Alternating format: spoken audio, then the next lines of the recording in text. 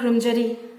COVID-19 na maram oiraga Manipur pumba shutdown tawkhiba lockdown tawkhiba ngasiga thana numit 19 sure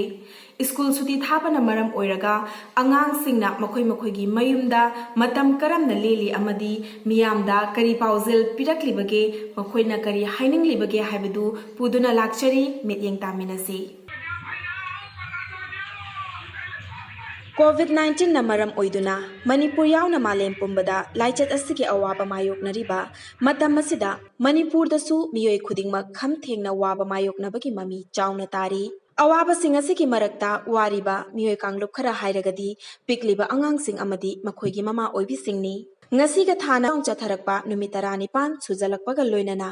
angang singna imung manunggi miyoi singa nungaina matam lenana bu hotnari adubu luribadi lairik pau haiba yaraktaba sini angang di angang ni karibu khangani school suti pamjaramba angang sing ngasidi school karage haibagi wahang kaya ama lagli 19 je yam waye yumdu shin naira kum election laire imana basing reporting ko ma pang thok puse kar potharaga na mu election pani ngina lockdown se kitang fazana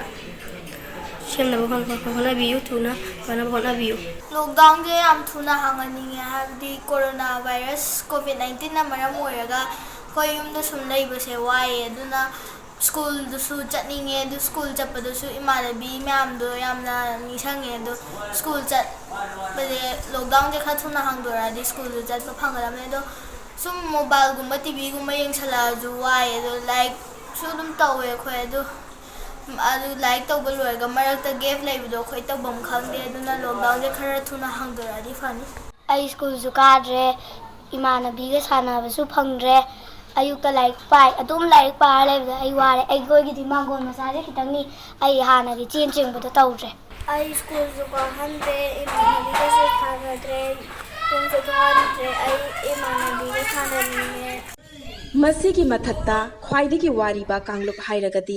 nongmagi suraga taliba imung chalairiba amadi private school natraga private firm singda thabak tawriba miyoi singni tolop fangdabana maram oiraga macha mabuk thanna pijaba ngamdre haibagi mitlu pirang sinthaba kaya amani camera gi mamang da thoktuna wangang bangam jadragasu mama oibi kayadi thamoi sokna tengthari nongmagi suraga chajariba ichinanaw na hena masing yamba na maram oiraga makhoi asi lockdown curfew na maram oiraga thabak suba chatpa ngamdaba paisa tanba chatpa ngamdaba makhoi sing adugidi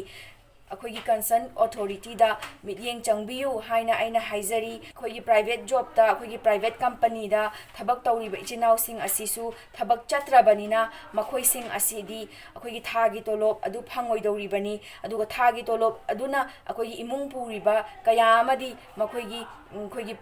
चाक अदुगा अखोगी चानबगी कैनोसी कमाइना लैदोरिबनो हाइबगी वहंग अमसु हंगली अखोइना video कया अमद उरे अंगांग सिंगना school कानिंगी ममानबी कया अमग उननिंगी अदुगा like युमदसुम like पारगा लेबसु तल्ले हाइबना चिंगबा कया अमा अंगांग पिकलिबा अंगांग सिंगना फोंगदोक पिरे मसिगी मरक्ता private firm दा नत्रगा private school सिंगदा थबक तौरिबा mama Mopa कया अमदी अदुकी मतिक अवाबा मायोकनरी तोलो फंगदबना मरम ओइरगा